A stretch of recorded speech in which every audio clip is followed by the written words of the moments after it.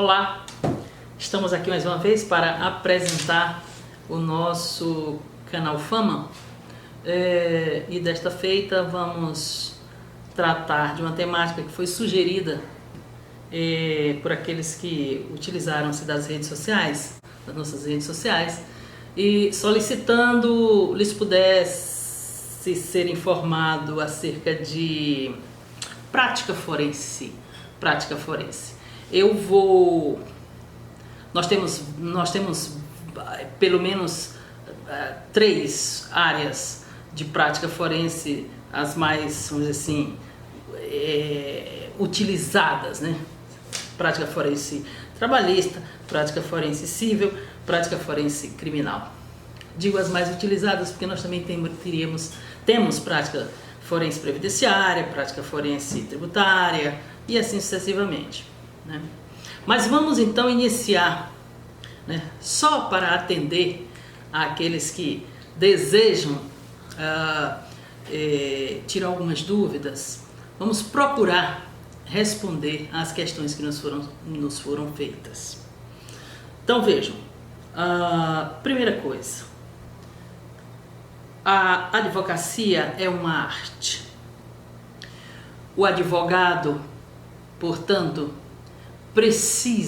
ele deve se comportar de tal maneira, especialmente em estado de audiência, né? Eu digo estado de audiência, é como se fosse um médico dentro de uma sala de cirurgia, ele entra em estado de cirurgia, né? Então nós, advogados, também ingressamos nesse estado de audiência.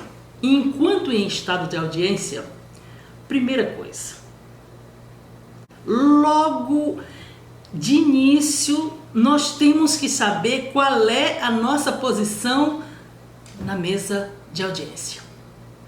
Se nós formos numa audiência trabalhista, por exemplo, se nós formos autores ou reclamantes, nós vamos tomar assento, não é? Do lado esquerdo do juiz. E a empresa toma assento do lado direito do juiz. Então, o advogado do reclamante toma assento do lado direito do juiz. Advogado do reclamado da empresa toma assento do lado direito do juiz. Certo? Bom, então, lado esquerdo do juiz, advogado reclamante, lado direito do juiz, advogado reclamado. Esse é o primeiro ponto. Outro ponto essencial é como nos comportarmos dentro da sala de audiência, principalmente para os advogados que estão em início de carreira, né? A gente conhece o juiz quando advogou. E a gente conhece o juiz, a prática do juiz em audiência, quando ele nunca advogou. Isso é simples. E quando, por exemplo, nós pegamos um juiz que teve prática advocatícia antes de ingressar na carreira da magistratura, ele procura normalmente deixar os advogados à vontade, né?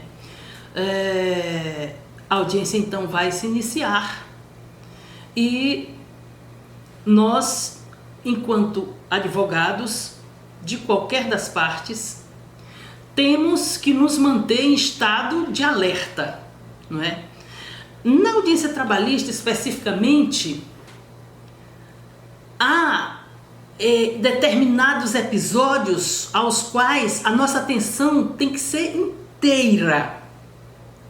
Por exemplo, ao surgir questões que mereçam a nossa impugnação, imediatamente nós temos que suscitar isso, né? Então, normalmente pedimos pela ordem ao juiz para que ele registre o nosso protesto, né? Então, Excelência, pela ordem, gostaria que Vossa Excelência registrasse os protestos da empresa. Alguns juízes, não é? Principalmente aqueles pouco versados no exercício da advocacia, simplesmente dizem protestos registrados e continua. Não permitam isso. Os protestos não foram registrados coisa nenhuma. O protesto, para ser registrado, é aquele em que você protesta e diz o porquê do seu protesto. Então eu percebo muitas vezes que os advogados simplesmente se agacham, ficam quietos. Não pode ficar quieto. Advogado numa sala de audiência, como advogado dentro do processo, ele é o comandante. O juiz é o soldado. E por que o juiz é o soldado? Porque o juiz, para desenvolver o exercício da magistratura, ele precisa de uma petição. Quem é que faz a petição? É o advogado. O advogado é o comandante do processo. Ilude-se quem pensa que o comandante do processo é outra pessoa que não o advogado. Ele tem lado, o advogado, seja do lado do autor, ou seja do lado do réu, ou daquela pessoa contra quem a demanda é dirigida, né? Então, especificamente acerca desse ponto, e aqui eu quis trazer porque foi a indagação principal, né, de quem nos solicitou para trazer algumas explicações acerca da audiência trabalhista. Esse ponto é fundamental. Protestos têm que ser registrados. E se o juiz não quiser registrar? Existem alguns juízes, não é, que se acham deuses, e que principalmente os juízes que nunca exerceram advocacia, né? Sempre foram assessores e tudo, passaram num concurso, virou juiz. Ok, aí ele se acha Deus, né? O próprio Deus. O que a gente precisa fazer?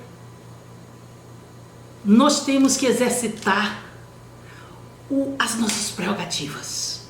O advogado não precisa ser amigo de juiz. Não precisa.